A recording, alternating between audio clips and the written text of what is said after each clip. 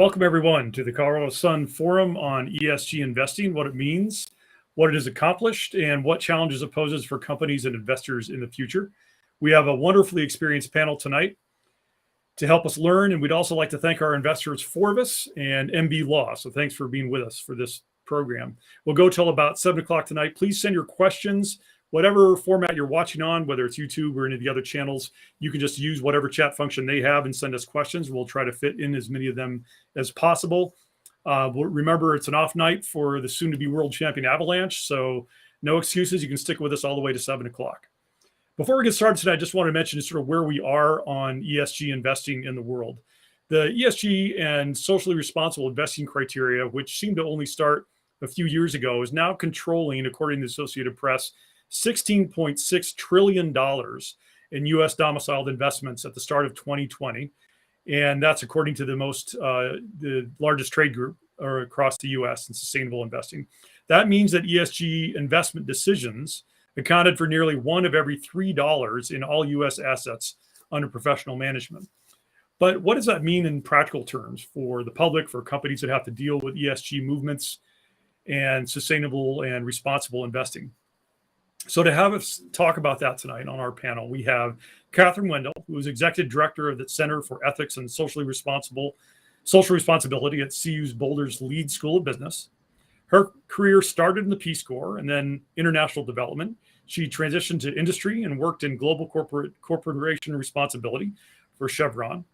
She says that much of her current work is linking the university with external stakeholders and partnerships and to help create solutions to some of the world's toughest challenges. Also joining us tonight is Steve Wilkerson. He's a manager at the public accounting firm Forvis.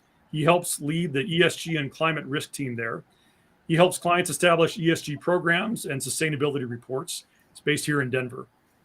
Also with us tonight is Teresa Gussman, who is the Chief Investment Officer at First Affirmative Financial Network in Colorado. And she has been working in ESG and socially responsible investing for decades. She was head of the Global Proxy Group for Deutsche Bank for many years. First Affirmative has $800 million in assets under management and under advisement, where it incorporates ESG and SRI into investors' portfolios after working quite intensely with them to understand their priorities. First Affirmative's driving question with its clients, Teresa says, and this is an indicator of where we are with ESG investing, is how do you want to make the world a better place?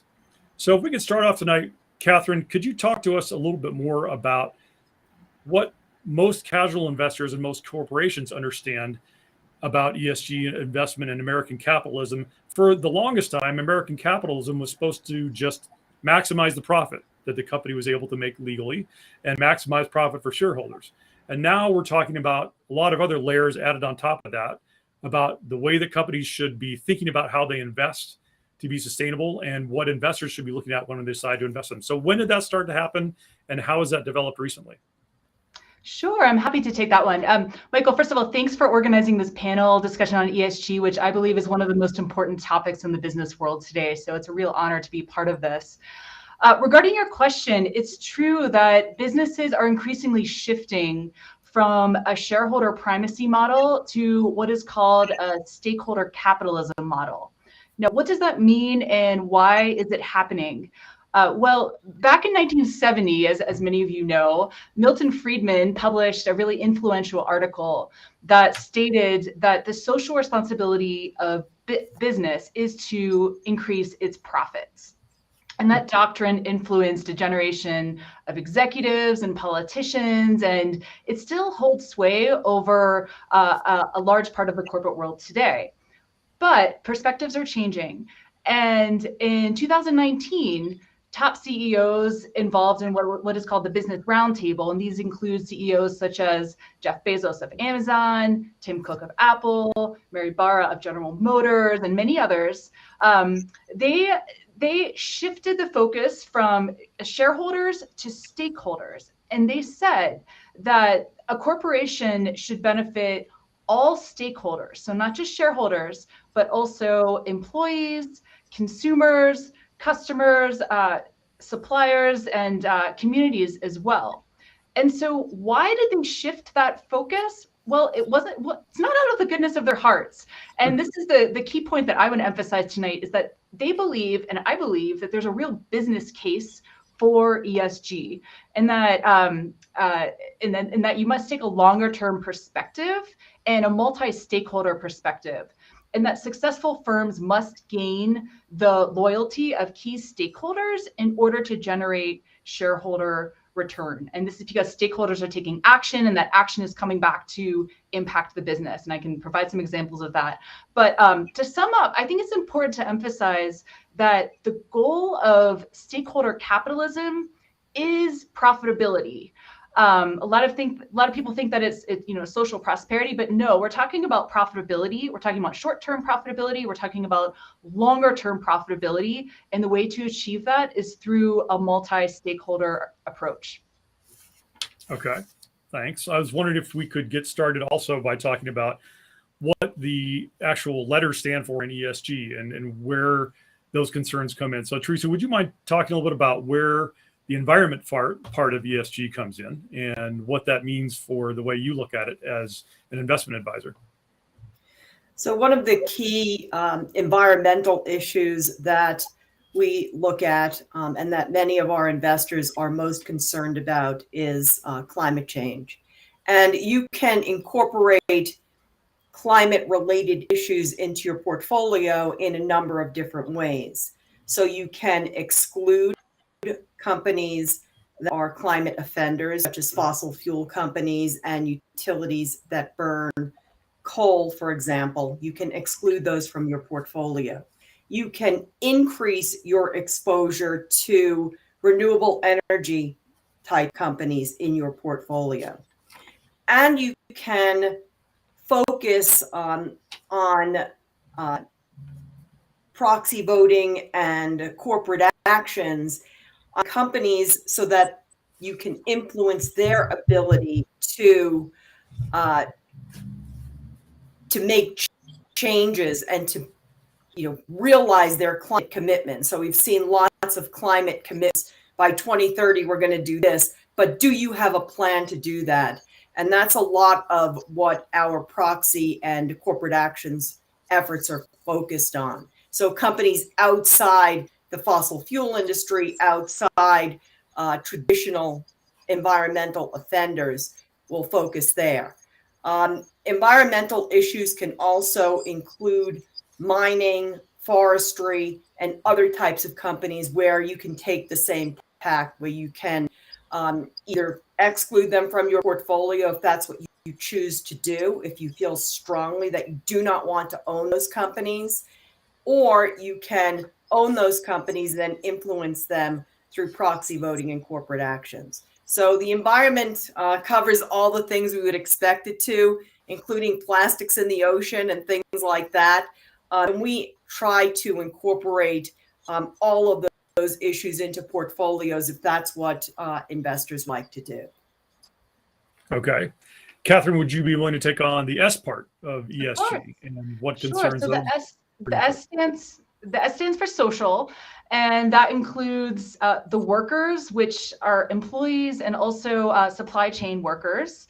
It also includes customers and communities. And so some of the issues that might be factored into the S part of ESG includes, a company's license to operate, and is a community potentially protesting that? And what does that cost to the business? Also, is the company and the suppliers at the global scale, are they paying a livable wage? And if not, workers might leave. They might view these jobs as transactional. They might leave, and then that turnover is a cost to the firm. Another really important issue that has surfaced a lot over the last year is around diversity, equity, and inclusion.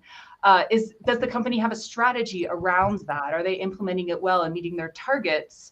And there's some research that shows that if you have a very diverse workforce and you're working hard to retain them and promote an inclusive environment, you might have faster problem-solving ability. You might have better decision-making and more creativity overall. Okay, great. Steve, do you want to take on the G? What is the governance part of it? And does that really only become an internal thing, or how does the outside investor come to care about that part of ESG?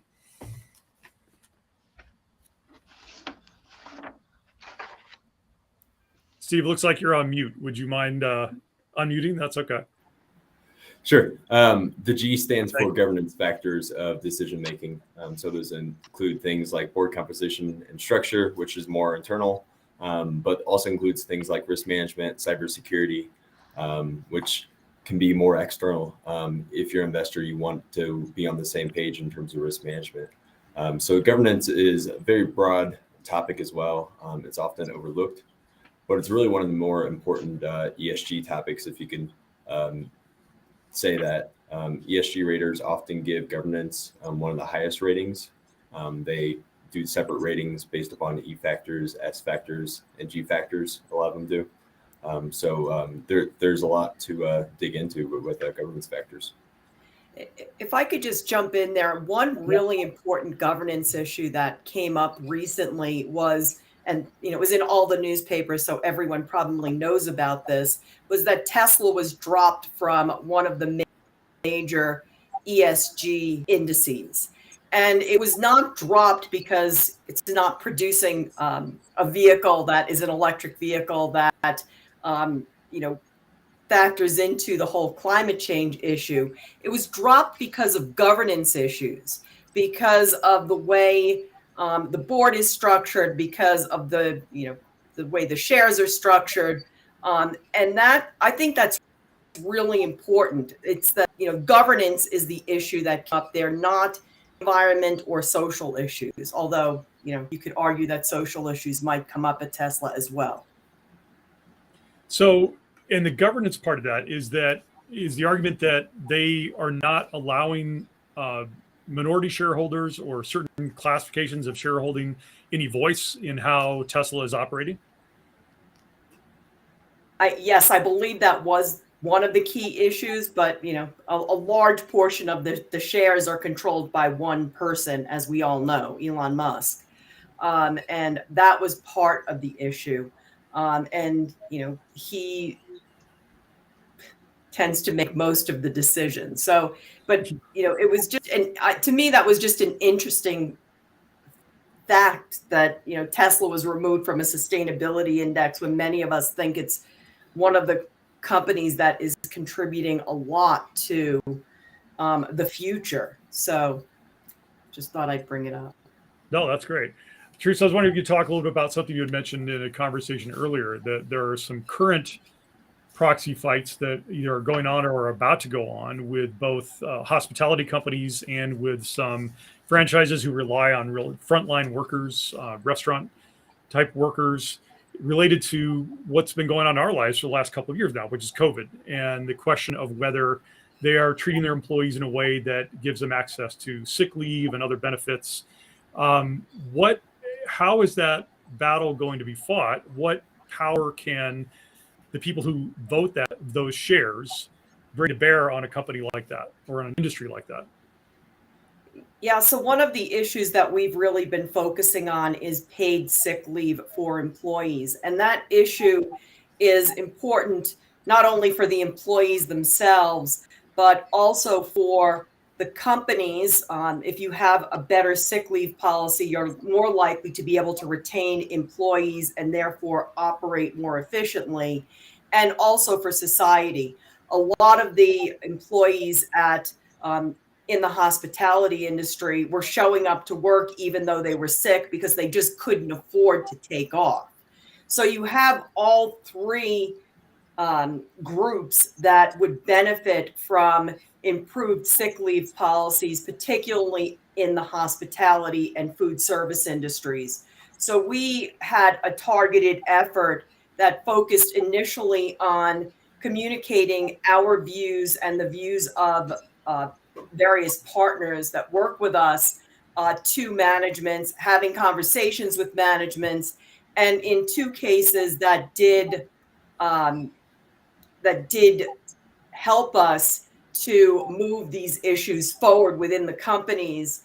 And this year we've moved on to food service companies, and we're focusing there. Okay.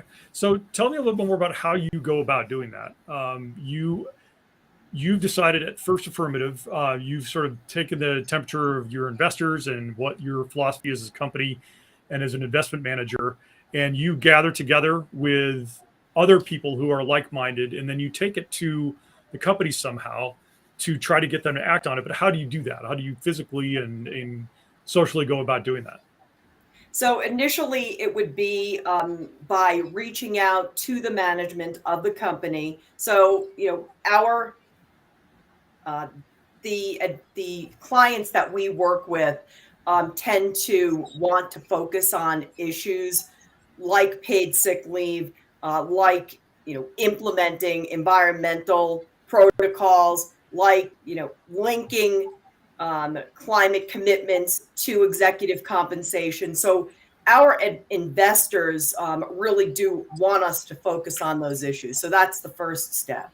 The second step is that we have very stringent proxy voting guidelines, and our clients can elect First Affirmative to vote their proxies. So we look at holding shares as the impact of ownership.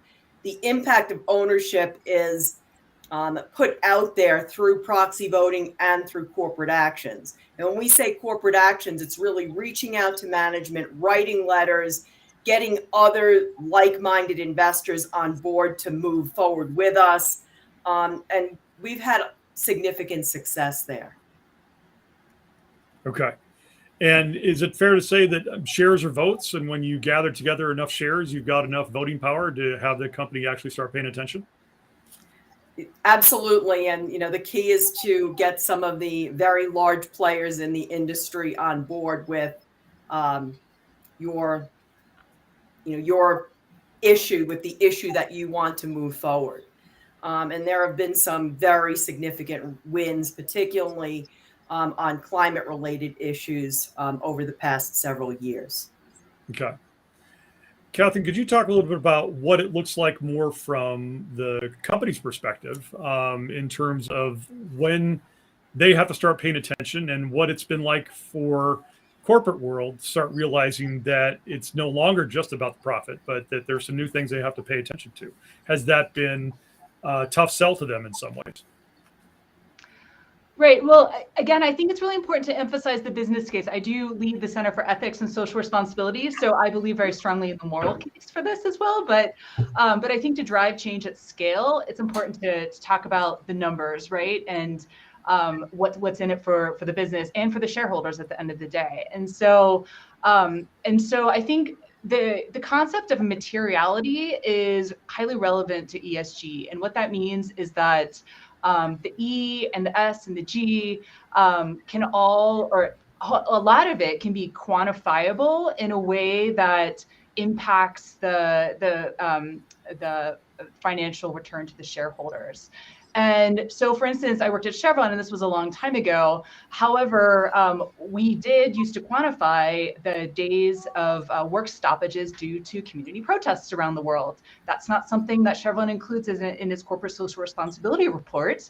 However, it's something that really gets the executives' attention internally and will drive them to take the S factor more seriously. So I think there are a lot of examples across the corporate world of that when the data is analyzed and is demonstrated to affect the financial returns, there's momentum there to take these issues very seriously. So Steve, can you talk a little bit about how we start measuring these things, or how they did start measuring them? How do companies keep track? How do outside people keep track? And what do government regulators, who always have something to say about this, like the SEC, how do they get involved? Yeah. The reporting of ESG data is a very important part of the process. And reporting started being more and more widespread in the 90s. Back then, the term was corporate social responsibility, CSR. The terminology has changed. And more recent years to be ESG. That term was coined in 2004 by the UN. But there are multiple types of ESG frameworks and standards. And these frameworks and standards basically tell companies what they should disclose among different ESG criteria. So there's a few big ESG frameworks and standards. There's the SASB, which is the Sustainability Accounting Standards Board. That is more shareholder focused. So they're looking at things that are financially material, decision useful, and cost effective to report. So this is super useful for shareholders because theoretically, if companies do these things well, this could lead to increased profitability and long-term wealth for the company. But there's other types of frameworks and standards. One is GRI, which is the Global Reporting Institute. This is more of a stakeholder-focused ESG framework. So this kind of looks at all stakeholders, including just the community at large, and sees what is important for them to disclose. And financial materiality is a big part of that. Usually for GRI, you start with a materiality mapping where you're looking at things that are increasingly important for business success and increasingly important for your stakeholders. So that is kind of where you disclose your information there. GRI doesn't have industry specific guidance, where SASB provides industry specific guidance. And the newest change in ESG reporting is that at the COP26 conference, they announced the formation of the ISSB, which stands for the International Sustainability Standards Board. So this board is overseen by the IFRS Foundation, and it's a global framework. So right now they just have exposure drafts out for this framework. But in the coming year or so, it's expected to come in a finalized form. And this is really useful just because one of the criticisms of ESG reporting is that it's voluntary and there isn't one framework that companies use. So companies often use multiple frameworks, and there's a lot of flexibility right now in terms of ESG reporting. And do you get companies coming to you just sort of who are starting from scratch, who just didn't know that these are things they had to worry about? And you have a lot of education to do in what they now need to start reporting and how that gets done?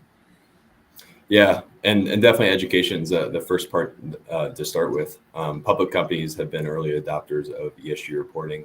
Now, private equity companies and other privately held companies are starting to look at ESG in a serious way. So it's across the board. Okay. Teresa, when you are, if working with an individual investor, you have your company and other companies have built different screens that people can have. If I come in as an investor and say, I really care about guns, I really care about employees getting good health insurance, I really care about climate change.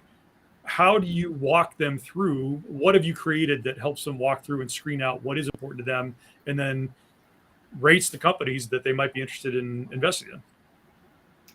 So we have developed a strategy. It's called a values aligned direct index solution that allows investors to identify the values that they care about most using a questionnaire that has been developed by our partner, YourStake. And with that values questionnaire, we can identify the specific issues that an individual client cares about.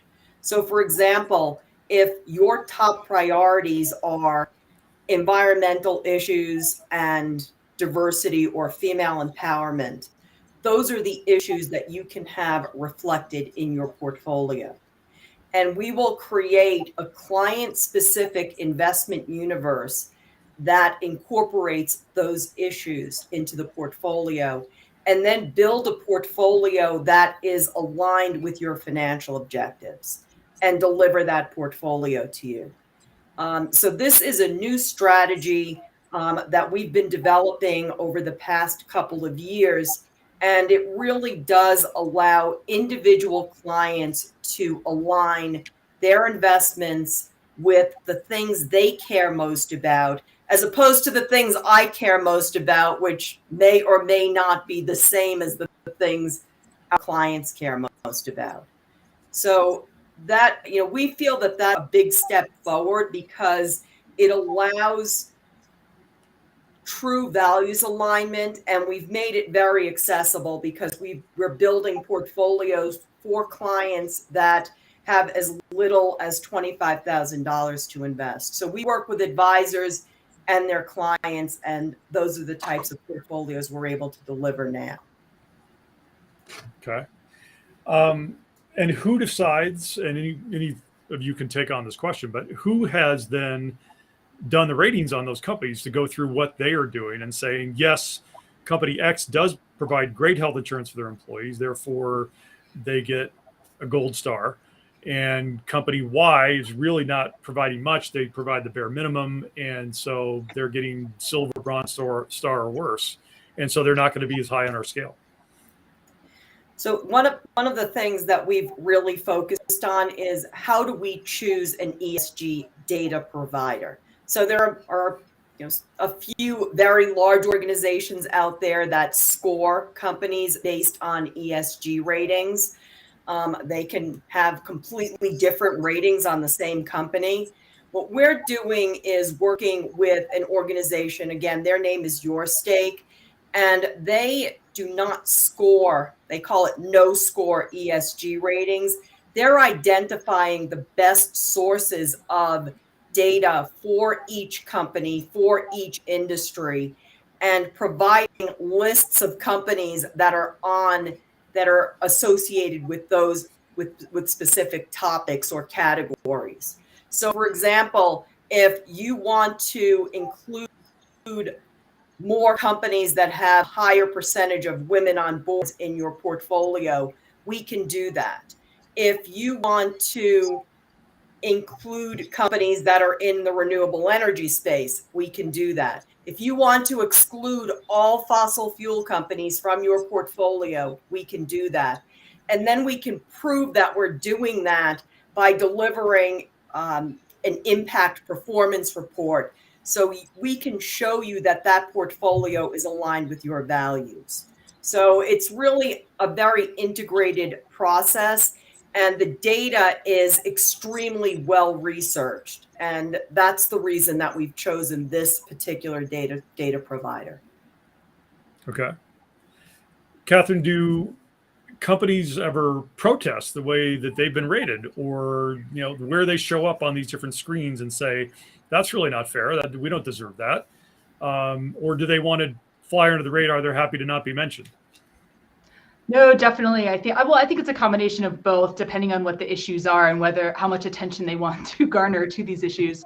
But you definitely see both. I think the point that I wanted to raise is just around, it's great, Teresa, to hear that there's a lot of good data you feel, and there's some great processes out there. There have been some recent articles, at least in academia. There was one written by Ken Pucker, the former COO of Timberland, in the Harvard Business Review recently, and he called this garbage in, garbage out, and he was just talking about how a lot of this data is from the companies is self-reported, and then the reporting agencies mix it into this cauldron and add a couple of things, do analysis, and you get this potion coming out. So I think all of that is just to say that from my perspective, and a lot of the faculty here at the Leeds School of Business that I talked to, I think this is very much a work in progress, and we need to learn a lot and advance the thinking, and we clearly need a lot more data as well. Teresa, how do we prevent it from being garbage in, garbage out? I mean, do you feel like as you go through different companies, there is a lot of noise in there and it's hard to sort through? Well, again, that's one of the reasons that we're not using specific scores on companies. So for example, the MSCI ratings, their data the data that they're using is extensive, and I'm sure a lot of it is very, very good, but it is self-reported data, and self-reported data tends to be reported so that it portrays you in the best light. So, for example, if you're putting diversity data into the cauldron and spinning it around and trying to make it come out to say that you have more women or underrepresented minorities in leadership positions, then you can make that. You just have to, change a few titles around, and you've got your answer. So it's really important, in my view, to focus on external sources. One of our, again, women on boards is one where you can get that data. It exists. You can see if a company has no women on their board, or if they have one and the board is comprised of 22 people. So you can really go into detail like that with real data that is not, it's reported by the companies, but it's out there and in proxies so you can check it. And that's the type of data that we would prefer to depend on. And Catherine, I have talked, and we've all talked together about the difference between real change and window dressing and how you define those things. When you're looking at a board, for example, and maybe you see a 21-member board, you think, well, that's not a 50-50 in ideal world, but more on the executive committee. Is that one thing you need to keep track of? And is that the kind of thing that is transparent enough as things stand now?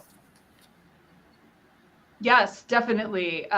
It's really important for companies to try to move away from greenwashing. I think there's so much of it out there, and the way I define greenwashing is when you're investing more into marketing, communicating, and effort than doing the hard work of actually driving positive social and environmental impacts. And I think everyone's really struggling with this, and there's no gold standard out there. But yeah, definitely there are some key targets, I think, in the area of E, climate risks, and with S, with diversity, equity, inclusion, and with G, with how decisions are made. Like, there are some key targets out there that I think are really important for all companies to think about and factor into their strategies across the board. I think this is a C-suite conversation. And so I think it's also really important not to silo ESG into like one department, but really think about how it can be integrated across the board of a company.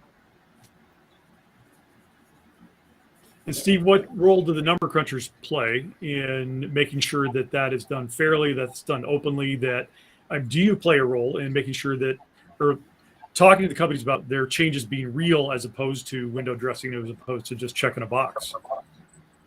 Yeah, and the SEC has been really cracking down on greenwashing, or at least there's been a few instances. BNY Mellon a month ago was fined for their fund that was ESG related, and we're seeing more of that where ESG funds aren't doing what they're saying that they're doing.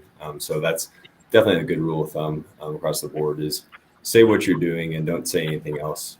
And where accounting comes into play is you report on things that you're doing. So as Catherine was saying, we're just really focusing on things where the strategy aligns with the ESG. That's a great place to start. And what your stakeholders want from the company. That's a great place to start. And accountants both do some of the reporting, and then also attestation of ESG data is being more and more important. So right now there's no attestation requirements, which is the auditing of ESG data. But the SEC climate disclosure rule that was proposed would have attestation requirements. And there's two types of that. There's the limited assurance, which is a lower bar. And then there's the reasonable assurance, which is what we think of more when we think of a financial statement audit. And the vast majority of ESG data out there does not have reasonable assurance with the ESG data. So that I think we'll see some growth there in the future related to that. And that's the accounting profession will be a part of the attestation of the ESG data. Okay. Teresa, you, I think, in the past at least, have also advised more aggregated investors, institutional investors, people with foundation money to invest that might have more money at stake than an individual would. And in Colorado, of course, we have a lot of oil and gas companies, a lot of oil and gas, and divestment from fossil fuels has obviously been a big movement on campuses, especially, and among other socially conscious funds. How have you all handled that, and how have you seen that play out in terms of institutions gathering together and considering whether fossil fuel divestment is something that's one of the things they want to consider?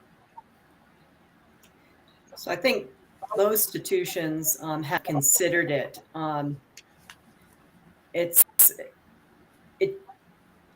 Many institutions are not going all the way toward we are going to exclude every fossil fuel company from our portfolio.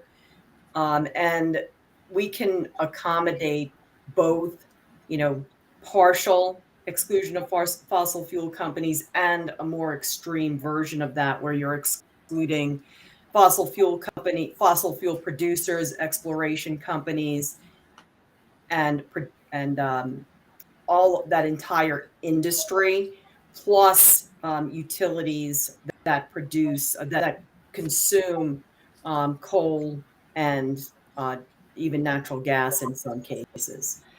So it really depends on the client themselves, and we allow them to dictate to us what level of fossil fuel exclusions they want, what level of climate commitments they want companies to have that are in their portfolio. Again, we're looking at individual preferences as opposed to saying, this is what you should do. Okay. Ken, I'm curious what it looks like from, you mentioned when we introduced you that you are making the connections between the different stakeholders and helping have the university be kind of a bridge in that way. Do a lot of companies still need to be convinced that this is something they need to worry about? What was it like at Chevron when, being a major fossil fuel company, obviously, what kind of convincing does it still take? And is that a role that universities also play? Mm-hmm. Yes, thanks, Michael.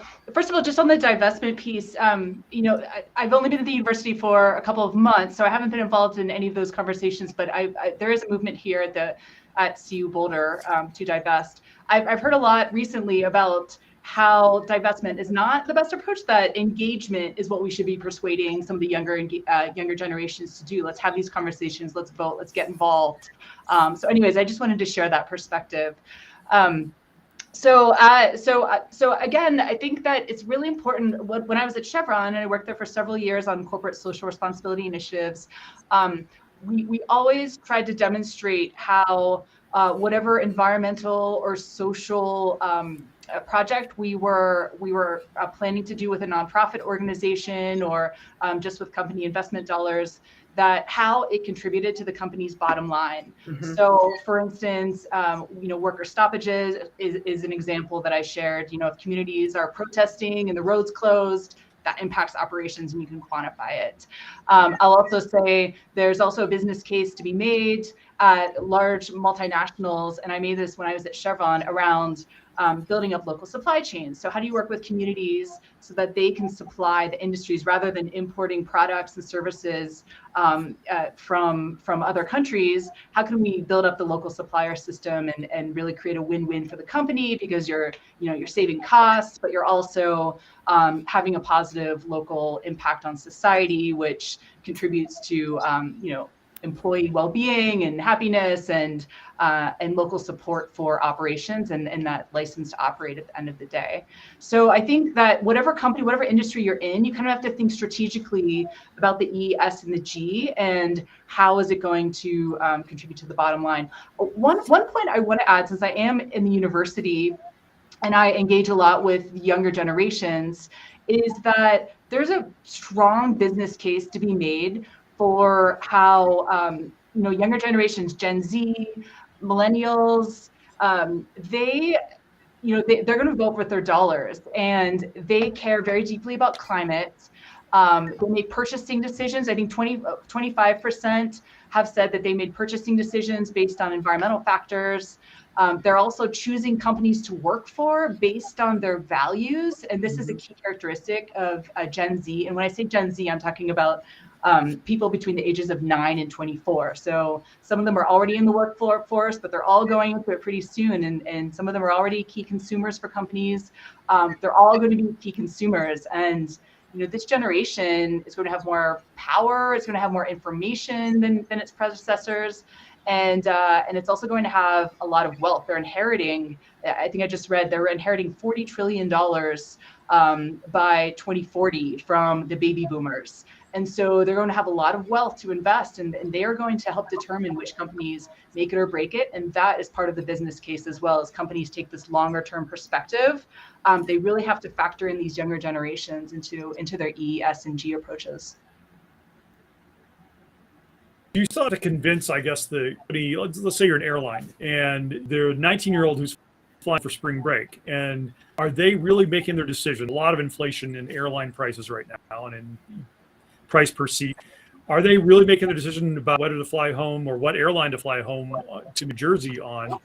How much sustainable fuel they're using as a percentage, whether they're considered a green airline or not? Or are they making the choice between it's going to cost me $1,000 on airline A and it's only costing me $750 on airline B? Do we know yet how much this actually does influence consumer behavior and then corporate behavior?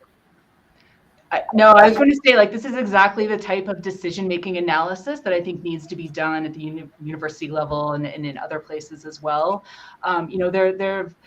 There's been a lot of analysis, and you can find a lot of research that shows that ESG is often correlated with financial performance. But in terms of showing that, an ESG firm or a firm that takes these factors as seriously as possible is going to perform financially well over the long term, it's difficult, at least at this point, to show causation. So I think that question about that student and whether to fly home, like, we need data around that, and we need to understand how these key younger generations and other key consumers are making these decisions.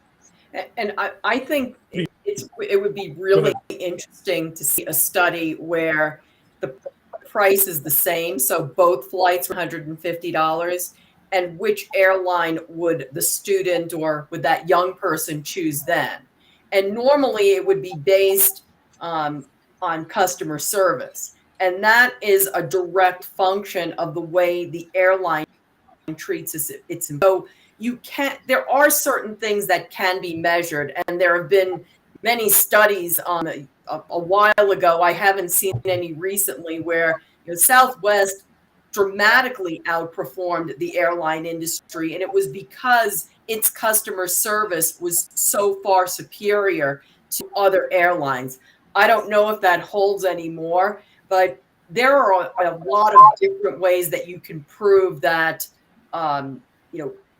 ESG factors are financial factors, and that's really the message I think that should be that people should be teaching out there to this younger generation. Okay, so Teresa, I wanted to follow up from the investor's perspective, not necessarily the consumer's perspective. But if I'm one of your investors and I come in and you are talking to me about what my values are, but I'm wondering, but wait, if I invest in a bunch of solar panel makers and they all go bankrupt in the next year, or 3/4 of them do, can you show me that having a really serious, pro investment screen is going to get me comparable returns? Is comparable returns a phrase that you use a lot and that you can show to people can be done? So I can't comment directly on solar manufacturers, but what I can comment on is that the index that is basically the industry standard and has been since 1990 when it was introduced is the KLD index. It was formerly the Domini social index. And that index over, since inception, so since 1990, has outperformed the S&P 500 by 100 basis points per year. And for all of our portfolios, we're not using an ESG-oriented index or a sustainable index because there are lots of them out there that you can choose from, and you can kind of game the system if you start doing that. We use as our benchmarks the standard indexes. So whether it's the S&P 500 or the MSCI All Country World Index or the called the ACWI, we're using standard benchmarks to compare the performance of our portfolios, of our clients' portfolios. So I think it's, really important for people to do that. We're in the investment business. Our job is to deliver investment performance. And that has to be the starting point for everything we do. And the environmental, social, and governance issues that our clients choose to put into those portfolios really allow us to deliver impact performance and investment performance. Okay, perhaps prompted by our discussion about what airline to fly home on spring break or summer break, someone is asking, is there an airline, which airlines are considered sustainable airlines? Do some, without, obviously you guys don't have to endorse a specific one, but just in general, do some airlines have a reputation as working harder on these issues than others? And if so, is it on the environment? Is it on the way they treat their employees? And what screen would you use? Who wants to take that on? Teresa, do you want to mention that, or Catherine? I'm afraid that I can't answer that question right now, so I can get back to whoever answered it, whoever asked it, and I can do some research on it, but I don't know the answer. It's going to be the future solar paneled airline, all electric one. I know they've all made climate commitments at this point. That's the one thing I do know, is that all the major airlines have made the 2030 climate commitment. But I don't know who's furthest along in meeting that commitment. The most energy efficient airline is the one that has the newest fleet, and in fact, one of the airlines based here in Denver. So they tout themselves as being more sustainable. But I mean, in terms of airlines, there hasn't been a lot of breakthroughs when it comes to sustainable fuel in terms of the economics of that. So I mean, I think for the airline industry, investing in research and development is probably the most important thing right now. Okay. Well, I can say from our perspective of reporting, we actually have reported on private jet centers in Colorado starting to use sustainable aviation fuel. And doing that reporting, we also learned that United, as one of the major name airlines, certainly talks about sustainable aviation fuel more than the others and buys. It's a very limited supply right now, so it can't supply that much. But United buys a lot of what's available. So if that helps answer the question. But otherwise, you can email us and we'll have some research and get back to you personally if you need to know more about that. But any other examples you all want to raise about specific things that have happened where you have seen outside pressure, outside proxy fights really make a difference in how companies are behaving, whether it's the recent fight with Disney and the state of Florida, other things that, Teresa, you guys have been involved in with, I know you've been involved in the Washington football team in the past and their sponsorships and the major companies that are involved in buying sponsorships with them. Steve, anybody who wants to name a specific company, I'd be interested in hearing about where you've seen success.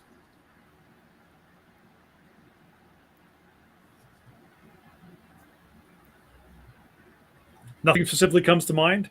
Do you want to talk about labor disputes and labor organization and how the companies get rated on that? I mean, Starbucks and Amazon are in huge fights right now in terms of whether they're going to allow unionization or fight it tooth and nail, and whether those companies, those big multi-employer companies, are going to end up being unionized. Is that something that comes into these screens? Which screen would it be?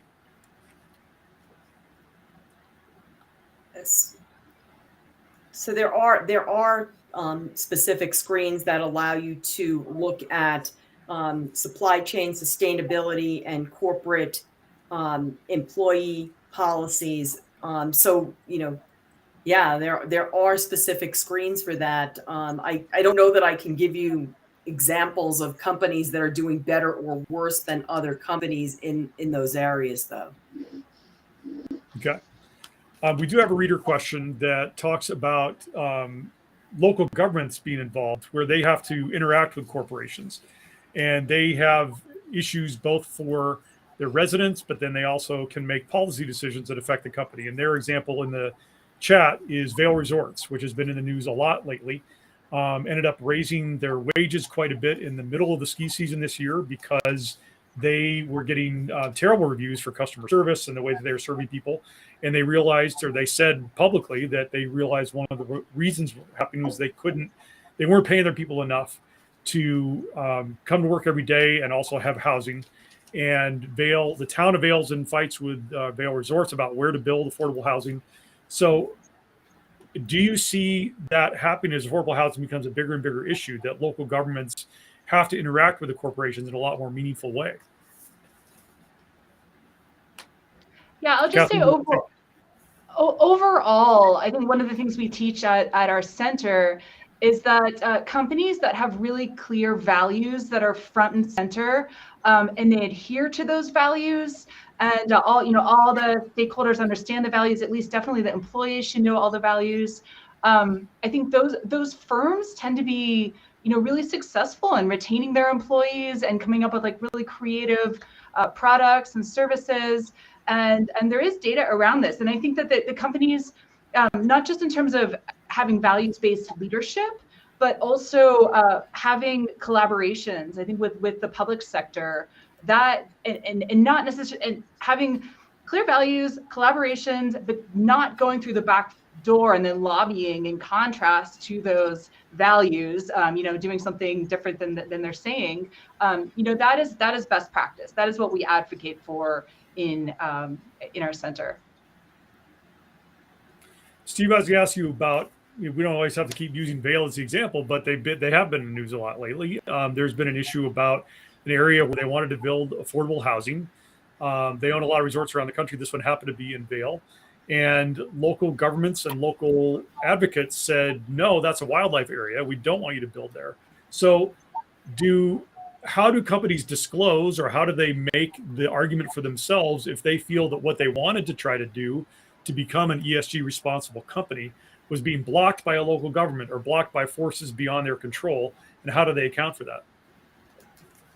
Yeah, certainly ESG reports, especially for these larger public companies, are growing longer and longer.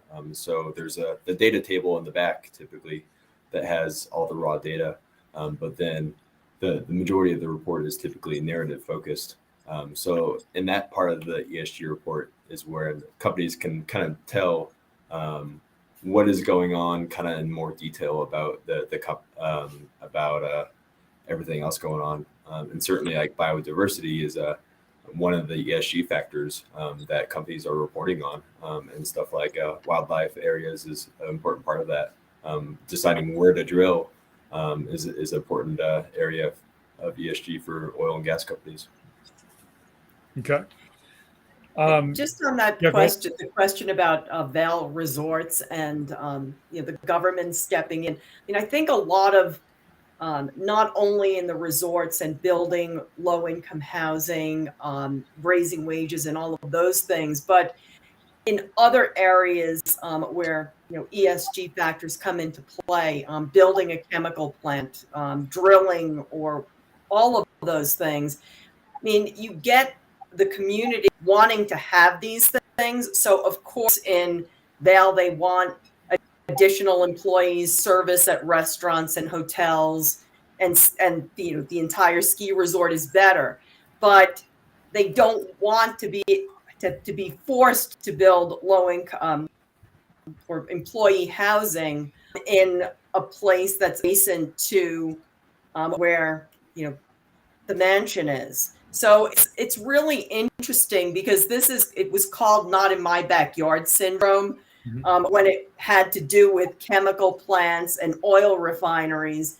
And now we're seeing the same thing in resort areas where the expansion of those resort areas, especially during the pandemic, has gotten to the point that everything is so expensive that you can't afford to live in the area that you're working in. Right. And so which part of your screening, which part of ESG does that fall into? And how can companies prove that they're trying to do better on it? I'm going to be honest and say we don't have any screens that are geared toward local government intervention in corporate decisions. And that would be more the financial factors come to play. because if you can't hire enough employees and your services going down, ultimately that will impact your business. Okay. So, obviously we're looking at both financial factors and ESG factors and putting them all together. But this is a clear example of where, ESG factors, these social factors are going to impact the bottom line. Okay, so we'll work on that NIMBY screen as part of our efforts in the future. But we also have another listener question about corporate lobbying money and where that falls into all this. And now we're getting heavily into the political season right now. So corporations that might have a political action committee or contribute money, or its executives contribute a lot of personal money to political action committees. So where does that fall into this in terms of keeping track and transparency? Teresa or Steve, you want to take that on first? How big a factor is that? Is it more than it used to be? So it is a factor, and there are screens that allow you to look at which companies are contributing the most. And you can go a level deeper. You can see which companies are contributing the most to whom. Okay. So they do exist. Steve, anything that you guys get involved in terms of corporate lobbying money and keeping track of that? Yeah, it's not the most common ESG disclosure, but I'm sure it's certainly out there. Similar, the tax that a company pays to government, some companies are disclosing that as well, especially as more companies get spotlight for paying no or very low corporate tax. Okay. Well, looks like we're getting near the end of our hour. And so I wanted to offer each of you the chance to talk to our listeners, address them as either investors or people who are involved in companies. And we've had some great questions from people who do try to hold meetings every month on ESG and get buy-in from their own companies. What would you want them to know? What would you want them to think about in the coming year in terms of how they should think about their investments and how they want their companies to change and whether they have some power over it? Teresa, you want to go first? Sure. I would just say, as you're making investment decisions, think about how you personally want to change the world and align your investments with those values. And then choose an investment advisor that will enable you to do that and achieve your financial objectives simultaneously. Steve, what do you think people should be thinking about with their own money or in their own companies and as they look at ESG questions? Yeah, each individual person has power. You have spending dollars. You choose the companies that you support. You choose where you want to work. You choose how you invest. So that's a core part of the ESG. And businesses are composed of people. Businesses will change. I'm sure ESG will change to meet society's needs in the future.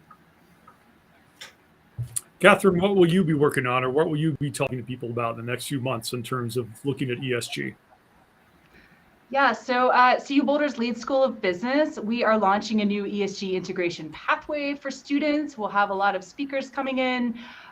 We plan to host a lab as well so that we can really gather more data and do more analysis and have more of the types of case studies, Michael, that you were asking about, just to try to see if we can understand how that college student makes that decision and really try to influence more companies to become ESG firms and understand how that drives financial performance at the end of the day. So we welcome everyone's involvement. Great, thanks. Catherine Wendell from Center for Ethics and Social Responsibility at CU Boulder's Lead School of Business. Teresa Gusman from First Affirmative Financial Network.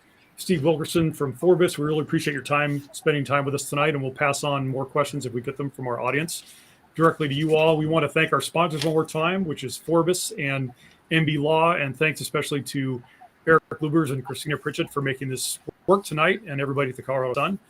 Thanks all for listening, and you can continue to watch and continue to promote it on YouTube and the other channels. So thanks again for everybody's time. Good night. Thank you.